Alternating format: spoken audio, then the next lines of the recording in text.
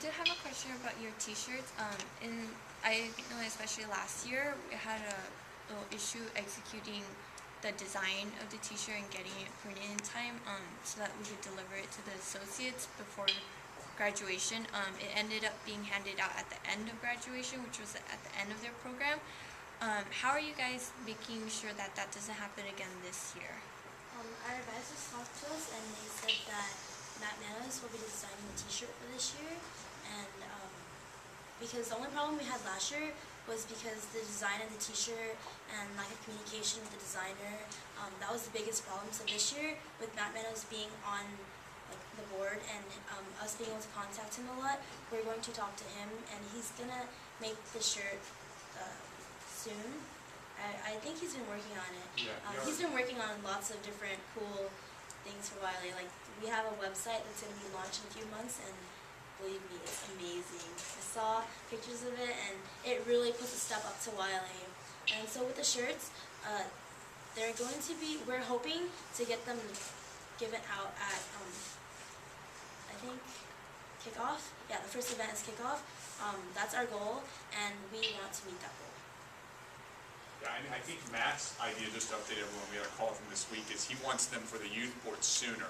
So we'll probably just do one print, so as they recruit this summer, they can use them. And Lillian and Matt and then another student from Oxford who's helping out with Wiley are actually planning a viral marketing campaign.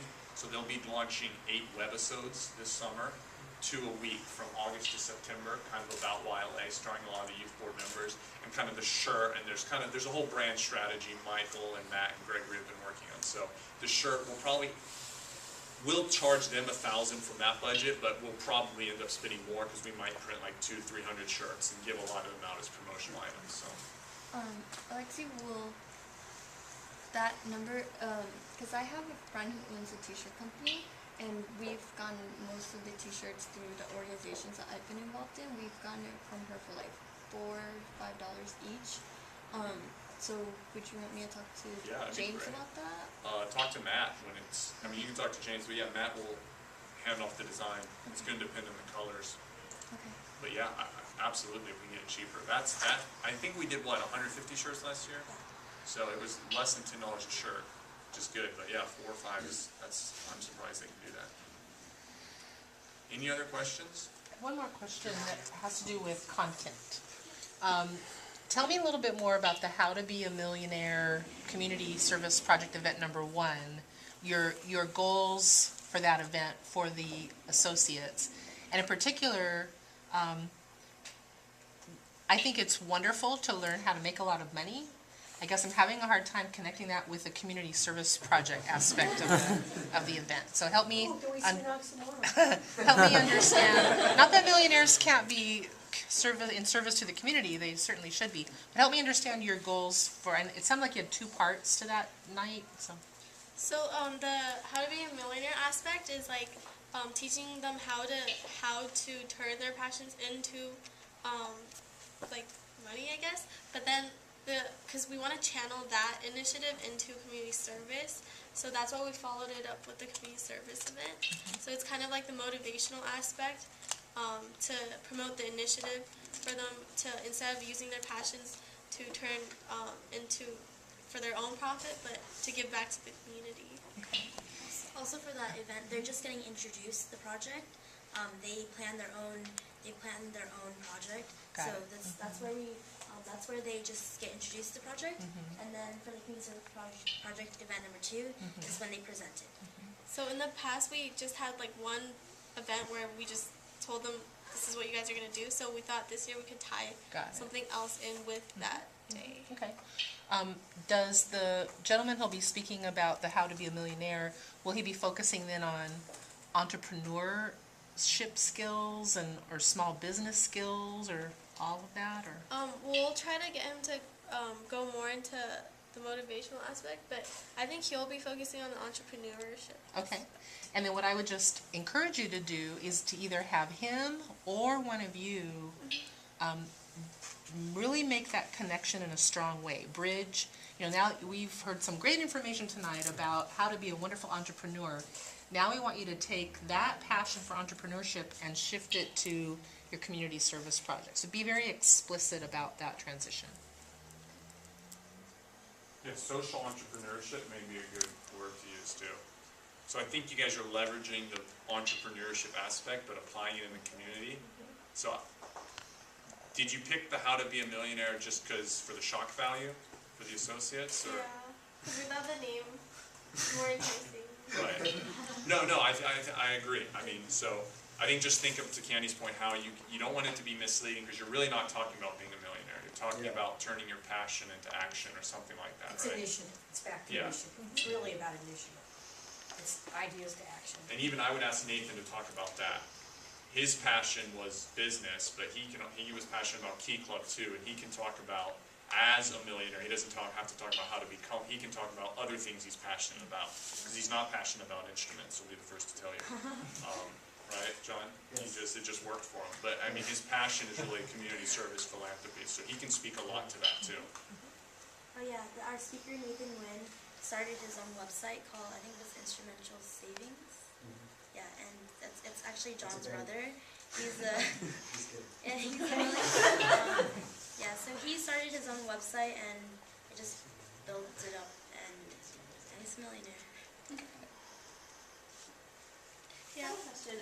How did you differentiate between these listed events as well, and then the additional events? Are the additional Oh, events the just additional supplemental? events are events that we don't particularly plan. We just work with a different organization, such as the Disney events. The people from Disney are planning the event. They're just coordinating with us to make it happen. We just have to get the people there, make sure that if we need speakers, everything, just making sure everything's ready. But they're the ones that are gonna have the locations booked and just all the other things like that. Okay, and I think to that as well, this is sort of echoing off of Victor's point again, is I think it'd be nice to be able to see where those additional events follow with the goals as well, especially if they're just, I'm not sure how you all plan to do this, if these events are required of the associates and the other ones are just supplemental, extra credit if you will, things like that, but it's nice to see where, for example, if they are interested in public speaking and they want even more than what's listed, they can go to the additional events to supplement that as well. So that's another follow-up point that I think can be beneficial. So all those events are part of the program. I think they're additional in the context of budget, Okay. not from a programming standpoint, right? Okay. So if you're an associate, you don't know the difference. Can you go a little into the attendance policy this year? Like, what do you have to do to graduate or not do to not graduate?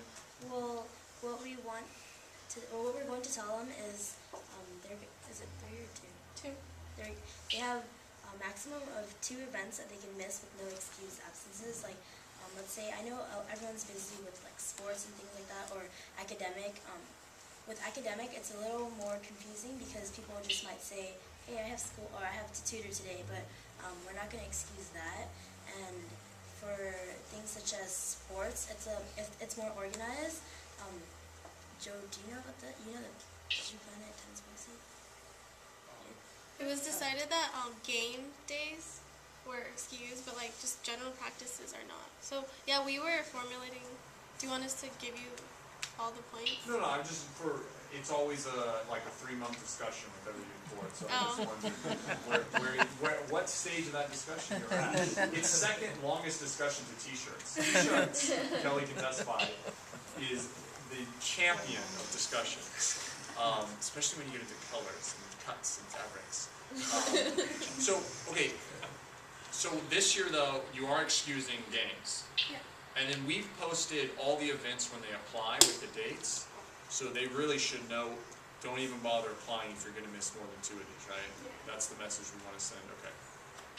My only thing, and I would be very careful about putting the youth board, for example, in the position of judging people's excuses. You do not want to do that. So you don't want to say, this is a good excuse, this is a bad excuse. So give that some thought. And we can have an offline discussion on that if you want, but you don't want to do that. You don't want to do that because it encourages people to be less than truthful.